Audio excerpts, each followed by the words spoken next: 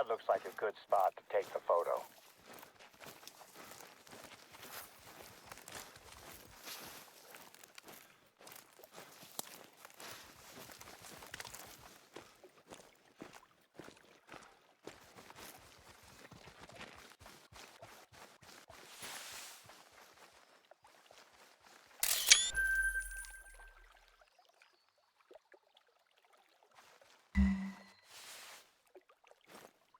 Next up, head over to an outpost that we're replacing. Not too far from where you are just now. The cabin was lost in the Yukon forest fire 2 years ago, and we're in the process of replacing it with a temporary trailer, equipped with some more modern facilities. Due to the level of damage that was sustained by this area of the reserve, it has attracted several researchers who would like to perform long-term studies in the region. The Yukon Forest will host our first research outpost trial. Oh, and in case you were unaware, Yukon is a native word for wolf. The fire destroyed part of the forest, but the wolves are still out there. I'd make sure you keep your rifle fully loaded at all times while you're in wolf country. I look forward to your call when you find the outpost.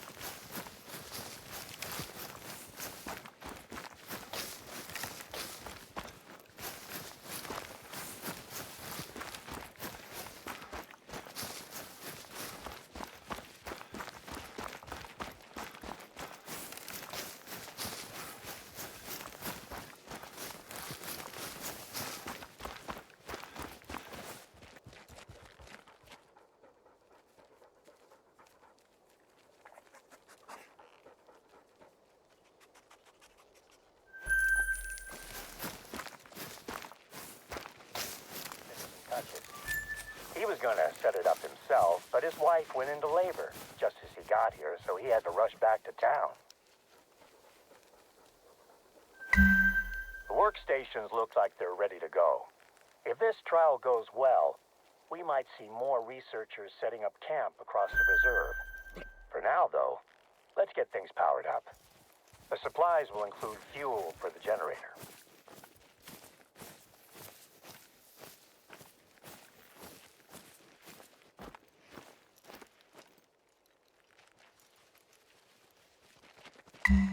Just stick a little fuel in the generator and fire it up.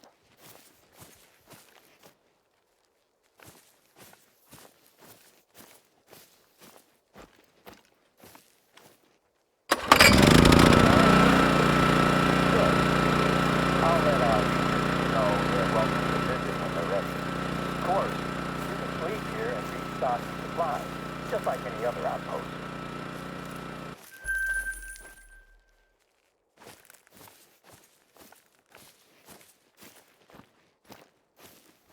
The outpost is just the first part of our restoration efforts. The supplies should contain a couple of things that you're going to need for your next job. Planting new saplings. Take the bag of spruce saplings and the shovel, and let me mark a spot for you on your map.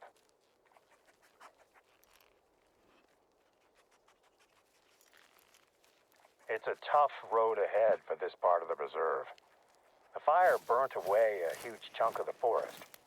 But with any luck, a program of replanting will gradually bring life back. I hope to see it happen in my lifetime.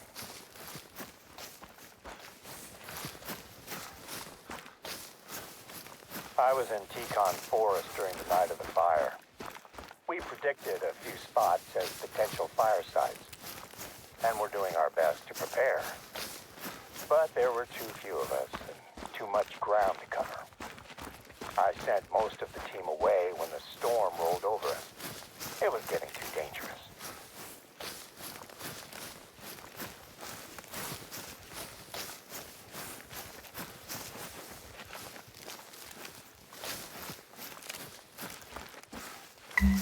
You're in the right spot. I haven't been out to that corner of the reserve for quite a while now.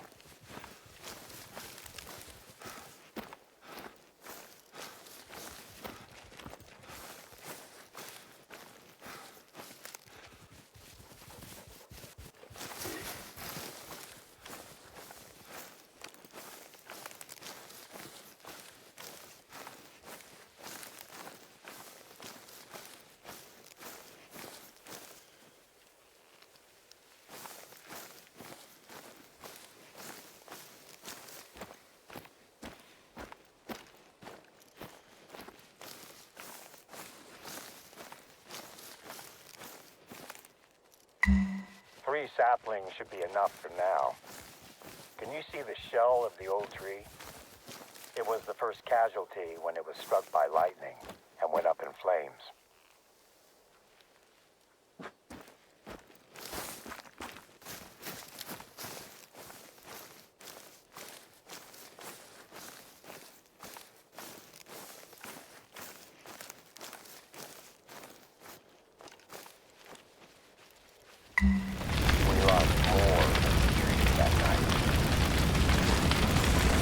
Less than 5 minutes for the blaze to take hold and travel towards us. Our rookie trooper, homemade bastard, was the only one stopping us for. Patrick! Where are you? When I found his radio, a part of me knew straight away that we'd lost him. I wanted to go further in and look for him, but the fire was impenetrable. The wall of heat was advancing and I couldn't stay there.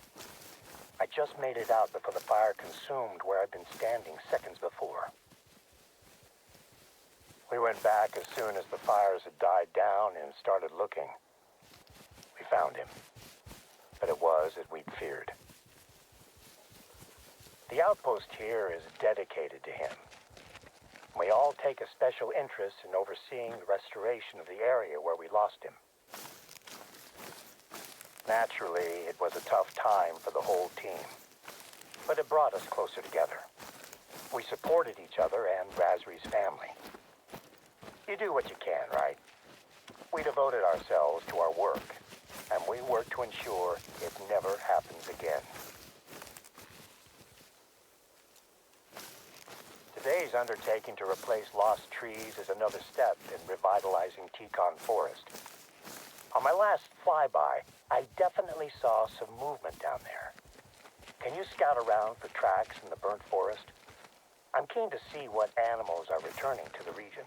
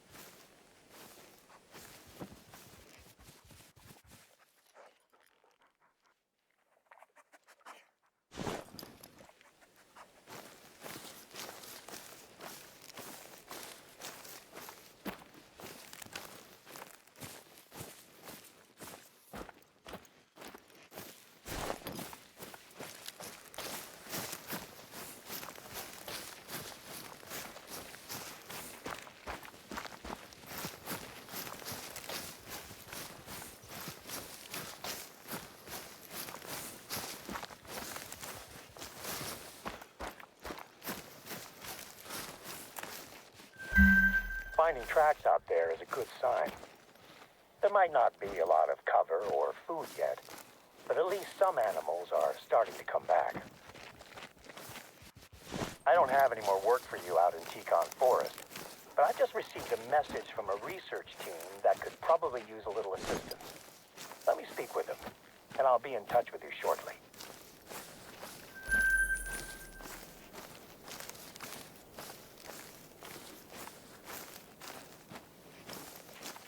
I have a new job for you. One of Yukon Valley's research teams have asked if we can help them to fix a piece of the equipment they're using to track animals around the reserve. There is a box of parts that you'll need to pick up, sitting in one of our outposts. I'll mark it on your map.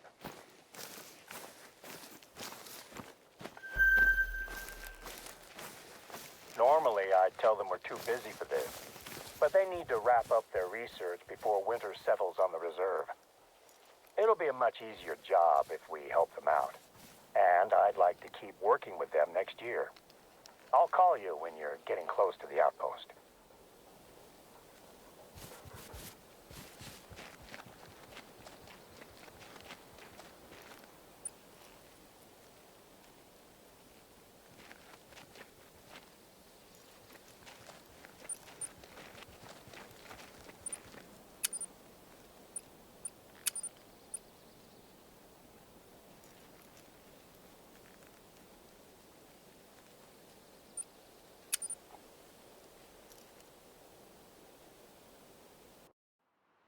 Parts are being stored in that outpost.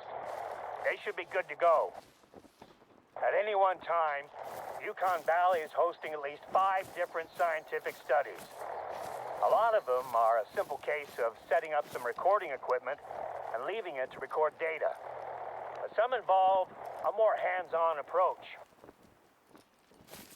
I wish I could do more to help with the studies. I don't get to use my biological science degree as much as I'd like, but it helps me when it comes to working with research teams and their ilk. That's what we're looking for. Next step is using those parts to fix a radio relay that is being used to track animals. The relay is part of a lookout tower.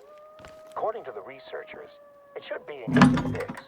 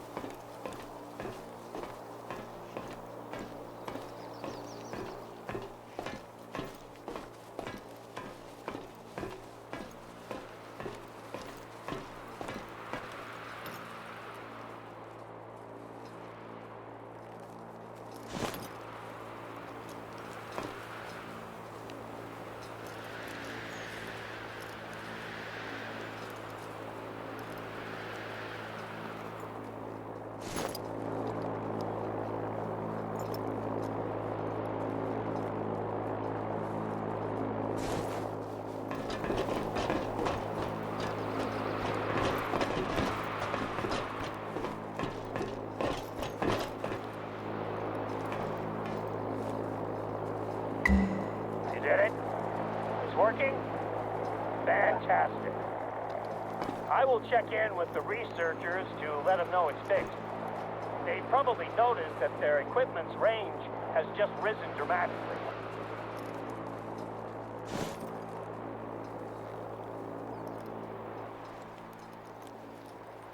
I just called the research team and they've confirmed that the relay is working now. They've asked if you could take a look at one of their trackers that has been dormant for the last 13 hours or so. They weren't sure if the lack of movement had been due to poor signal, but now they're certain that something's happened. I'll forward the details.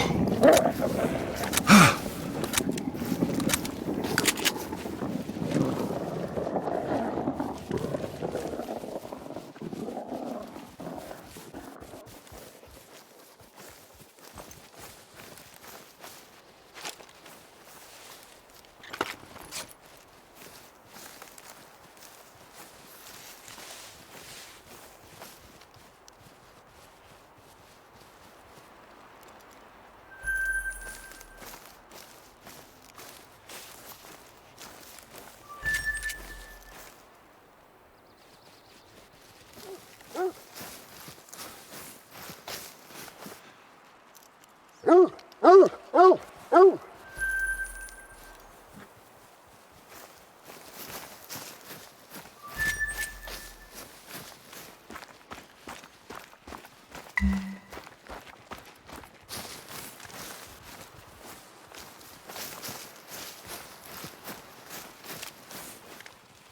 a moose finds one of these, they'll eat the whole thing. Leaves, branches, everything.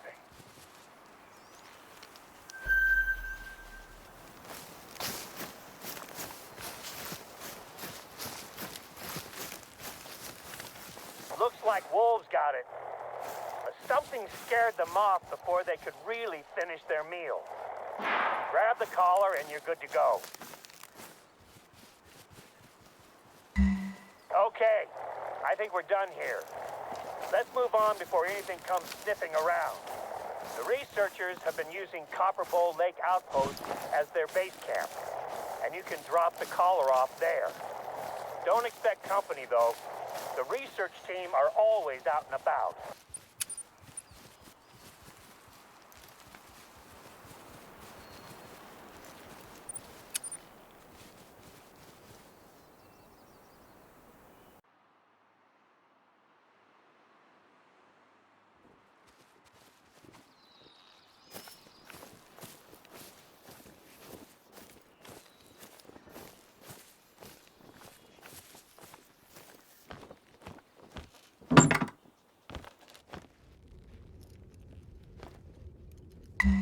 I knew I could count on you to get the job done.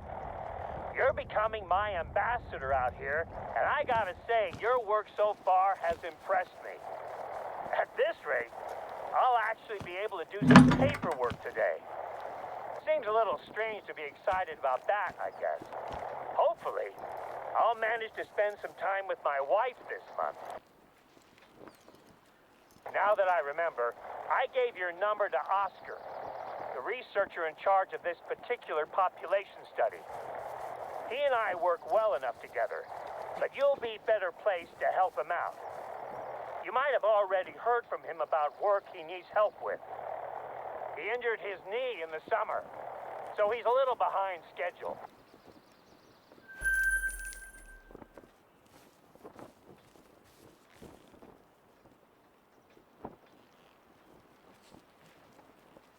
During my last flyby, I noticed that there were people walking around inside of the Millerwood Mine Complex. The entire complex is closed to the public, but that hasn't stopped some people from trying to explore the buildings. I'd like you to head over there. Make sure that the place is still secure. The mine's buildings have been sealed since the mine closed in the 30s. We occasionally get curious tourists, but once they see the no trespassing signs, they tend to take their pictures and move on without getting too close. The warnings are mainly for the benefit of the tourists anyway. We keep an eye on the place, but it isn't maintained. If you're injured out here, it's a long walk to find help. I suppose this is a good time to remind you to be careful while you're out there. There's been talks of reopening the mine as a museum, but the cost of renovating the place is staggering. Especially when you consider that we'd need to build a road just to reach it. There's a couple of groups that could be our trespassers. We logged a pair of men that entered the reserve a few days ago, but they're here on a hunting trip with a respected guide.